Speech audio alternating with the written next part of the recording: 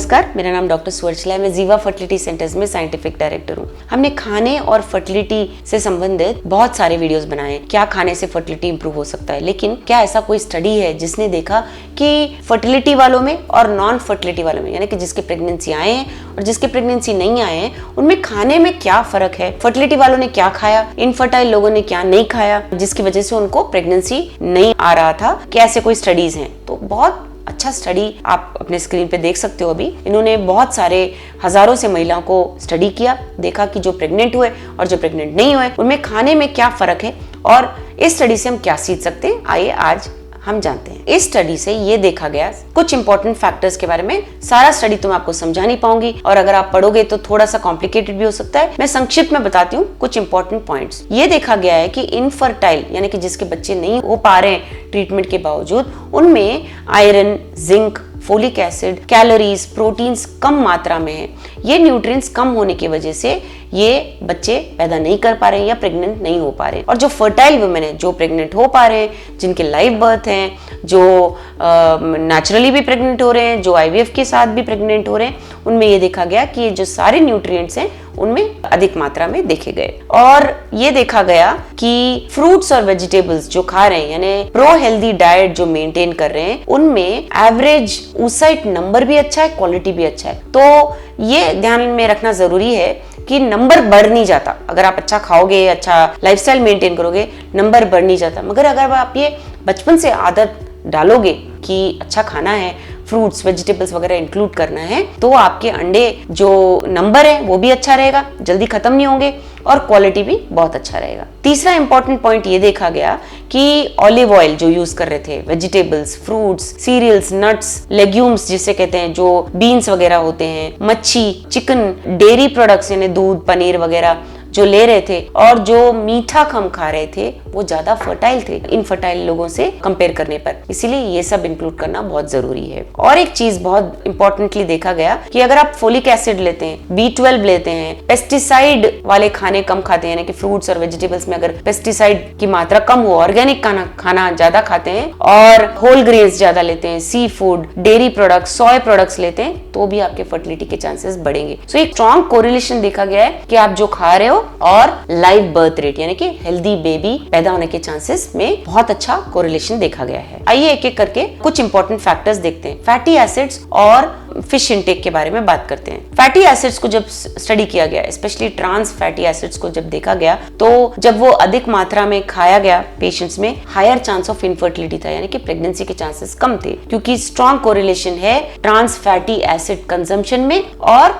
Live birth rate में। ये इस स्टडी में देखा गया। सो ट्रांस फैटी एसिड क्या है? जब आप फास्ट फूड खाते हैं, पिज्जा, बर्गर वगैरह सब आप इंक्लूड करते हैं, आइसक्रीम बहुत खाते हैं, तो अगर जब ये सब आप इंक्लूड करते हैं अपने डाइट में, सो हायर चांस होता है कि आपके प्रेगनेंसी कम होने के चांसेस होते हैं और रिकरेंट प्रेगनेंसी लॉस भी अधिक मात्रा में देखा गया। अगला है कैफीन।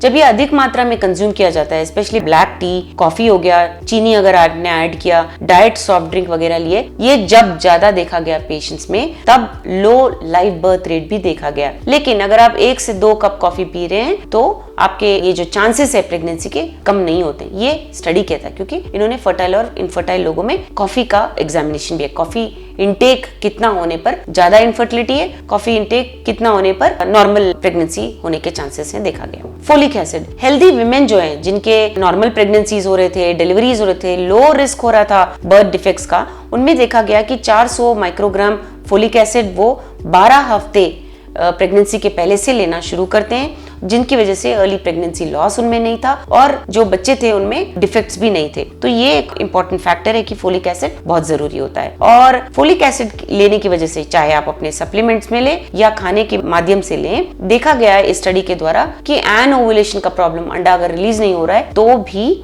ये रेक्टिफाई हो सकते हैं, कि इसका भी सुझाव मिल सकता है फोलिक एसिड को इंक्लूड करके। इसका मतलब पीसीओडी पेशेंट बहुत बेनिफिट करेंगे, इरेगुलर पीरियड्स होने वाले बहुत बेनिफिट करेंगे। तो ये स्टडी से बहुत अच्छा इंफॉर्मेशन मिला। सबसे इंपॉर्टेंट पॉइंट ये था कि जो पोल्यूटेंट्स वाला खाना खा रहे हैं, जैसे फ्रूट्स वेजिटेबल्स में पेस्टिसाइड्स बहुत हो गए, या आपको पोल्यूटेंट एक्सपोजर बहुत है, जो धुआं बाहर है, आजकल पोल्यूशन बहुत है, तो एक क्वालिटी कम होता है। तो अगर पोल्यूशन को एक्सपोजर जाता है। पेस्टिसाइड रिडन फूड खाना आप ज्यादा खा रहे हो तो भी एग क्वालिटी कम होता है। लेकिन खुशखबरी ये है, इस स्टडी से ये मालूम चला कि अगर आप फोलिक एसिड इंक्लूड करोगे अपने डाइट में तो एग क्वालिटी को इम्प्रूव भी किया जा सकता है। एग का नंबर नहीं बट एग क्वालिटी जरूर इम्प्रूव किया जा सकता है। अगला है विटामिन डी। विटामिन डी और प्रेगनेंसी फर्टिलिटी में स्ट्रॉन्ग कोरिलेशन देखा गया है, बट इसके बारे में बहस भी बहुत हुई है, बहुत सारे कॉन्ट्राडिक्टिंग स्टडीज देखे गए हैं। बट इंपॉर्टेंट फैक्टर ये है कि विटामिन डी सप्लीमेंटेशन अच्छा होता है। इसके कम होने से देखा गया है कुछ स्टडीज में कि गर्भ का जो रिसेप्टिविटी है, यानी कि अगर एम्ब्रियो वहां डाला गया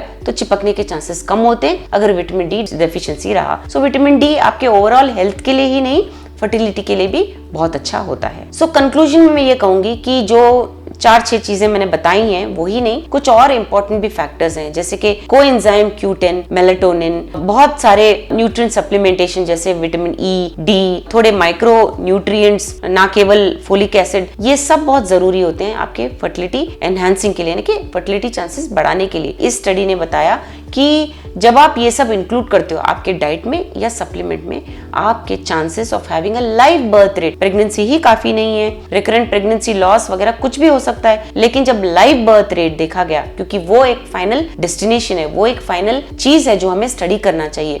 सो लाइव बर्थ रेट ज्यादा देखा गया उन महिलाओं में जिन्होंने अपना खाना इम्प्रूव किया अर्ली स्टेज से। ऐसा नहीं कि कल प्रेग्नेंट होना है और आपने आज से डाइट में इम्प्रूवमेंट शुरू किया। तो आपको ये एक आदत डालनी चाहिए कि आप फ्रूट्स, वेजिटेबल्स, सप्लीमेंटेशन अवश्य लें। इसके बारे में और जानकारी के लिए अवश्य जीवा फर्टिलिटी सेंटर आइए। धन्यवाद। हमने इस वीडियो को बनाने में बहुत मेहनत की है, जरूर हमें सब्सक्राइब और लाइक कीजिए। Thank you.